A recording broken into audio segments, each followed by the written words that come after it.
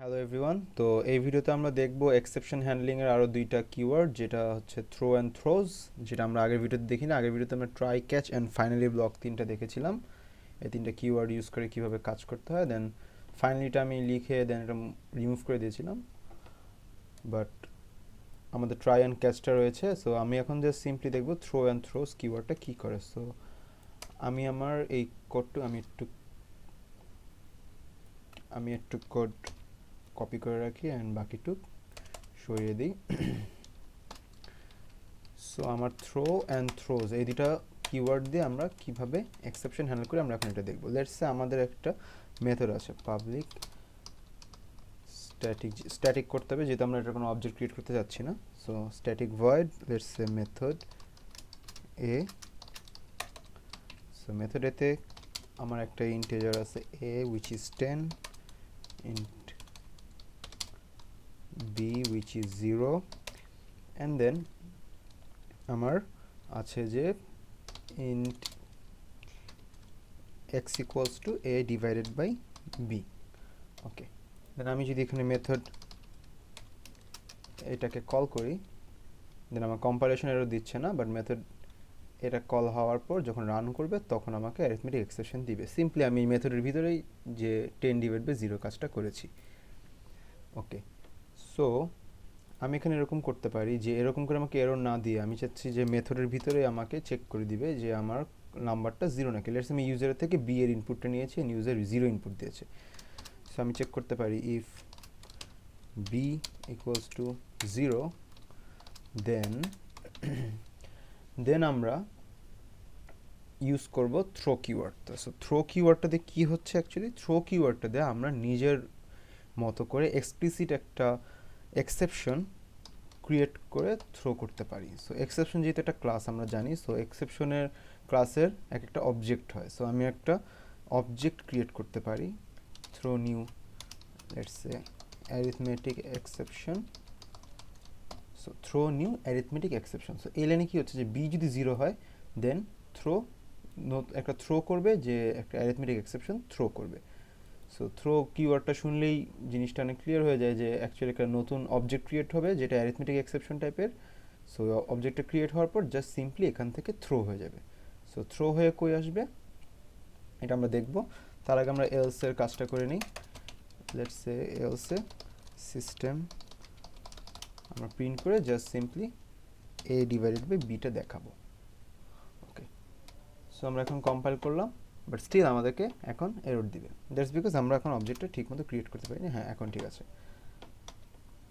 Still আমাদেরকে এররটা দিচ্ছে, run time এররটা দিচ্ছে যে জাভা ল্যাং অ্যারিথমেটিক এক্সেপশন।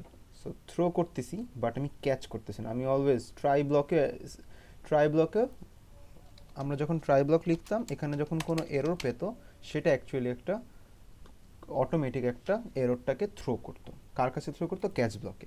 সো সিমিলারলি আমি মেথডটাকে কল করলাম। সো কলটাকে আমি সিম্পলি ট্রাই ব্লকের ভিতরে রাখলাম, অ্যান্ড দেন এখানে যদি আমি যদি ক্যাচ ব্লকটা লিখি,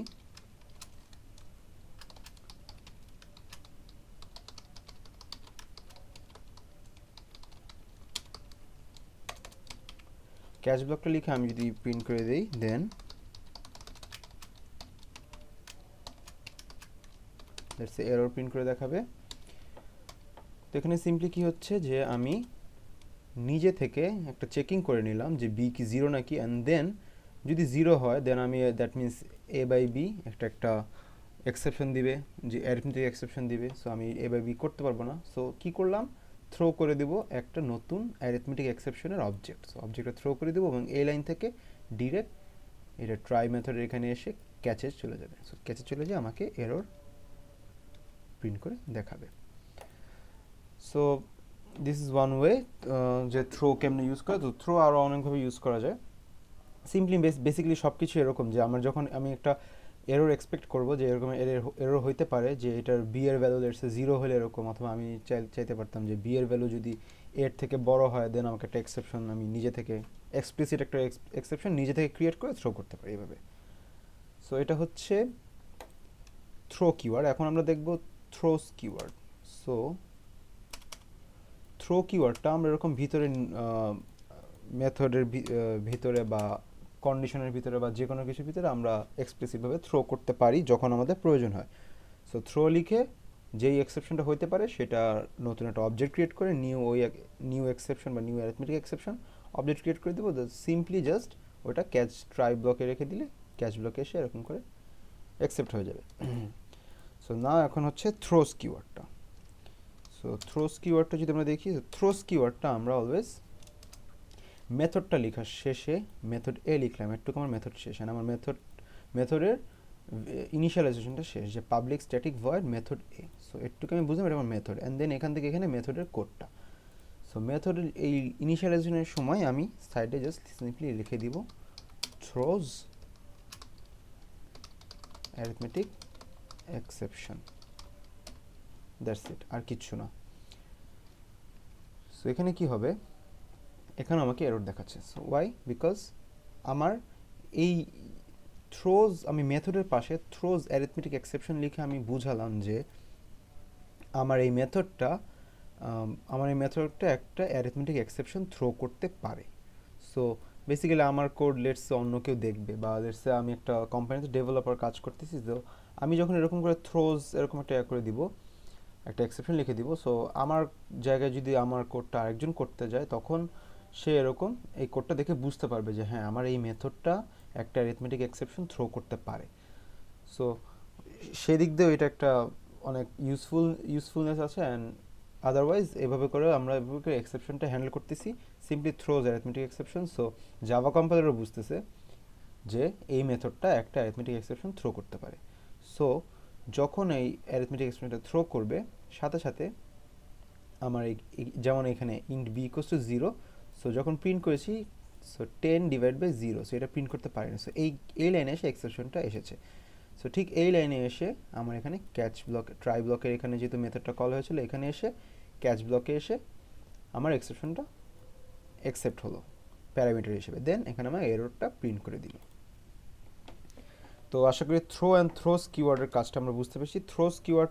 থ্রোস আমরা লিখি, আমরা মেথডের পরেই সাথে সাথে লিখি, অ্যান্ড দেন মেথডের কোডের ব্লকটা স্টার্ট করি, অ্যান্ড থ্রো কিওয়ার্ডটা আমরা যে কোনো লাইনে বা যে কোনো কন্ডিশনের ভিতরে যখন আমার মনে হতে পারে যে একটা এই কন্ডিশনটা ফুলফিল না হওয়া, মানে যেমন আমি if b equals to 0, so এটা একটা কন্ডিশন যে বি 0 হলে একটা কন্ডিশন এক্সেপশন অবশ্যই দিবে, আমি জানি।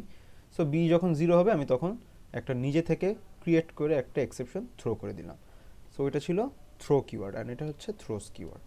সো থ্রোস কিওয়ার্ড আমি বেসিক্যালি বলে দিচ্ছি যে জাভা কম্পাইলারকে যে আমার এই মেথডটা, যে মেথড এ, এই মেথডটার ভিতরে একটা এক্সেপশন হতে পারে, অ্যান্ড বলে আমি সিম্পলি ওই মেথডটাকে যখন কল করলাম, সো মেথড ট্রাই ক্যাচ ব্লকে লিখলাম। সো আমি যদি না দেখতাম যে আমার মেথডের সামনে থ্রোজ অ্যারিথমেটিক এক্সেপশন, দেন আমি কখনো আমার মেথডটাকে ট্রাই ক্যাচ ব্লকের ভিতরে কল করতাম না। দ্যাটস বিকজ আমি জানি যে আমার মেথডটা কোনো এক্সেপশন দিবে না। সো এখন আমি জানি যে থ্রোজ অ্যারিথমেটিক এক্সেপশন, আমি যখন জানলাম যে আমার মেথডটা অ্যারিথমেটিক এক্সেপশন দিতে পারে, সো আমি এটাকে সিম্পলি ট্রাই ক্যাচ ব্লকে মেথডটাকে কল করলাম ট্রাই ব্লকে, অ্যান্ড লেটস সে যে আমার এরর যদি না দেয়, সিম্পলি যদি বি ইকুয়ালস টু 1, দেন আমাকে কোনো এরর দিবে না, সিম্পলি 10/1 ইকুয়ালস টু 10 আমাকে সিম্পলি রেজাল্টটা শো করবে। সো আশা করি এক্সেপশন হ্যান্ডলিংয়ের এই দুইটা কিওয়ার্ড থ্রো অ্যান্ড থ্রোজের কিছুটা কনসেপ্ট হলে বুঝাতে পেরেছি। বাট এই দুইটা থ্রো অ্যান্ড থ্রোজ কিওয়ার্ডটা ইউজ করতে অনেক প্র্যাকটিস করা লাগবে, অ্যান্ড প্র্যাকটিস করে করে জিনিসটাকে আরও ক্লিয়ার করা লাগবে যে কীভাবে কাজটা করে। So thank you everyone.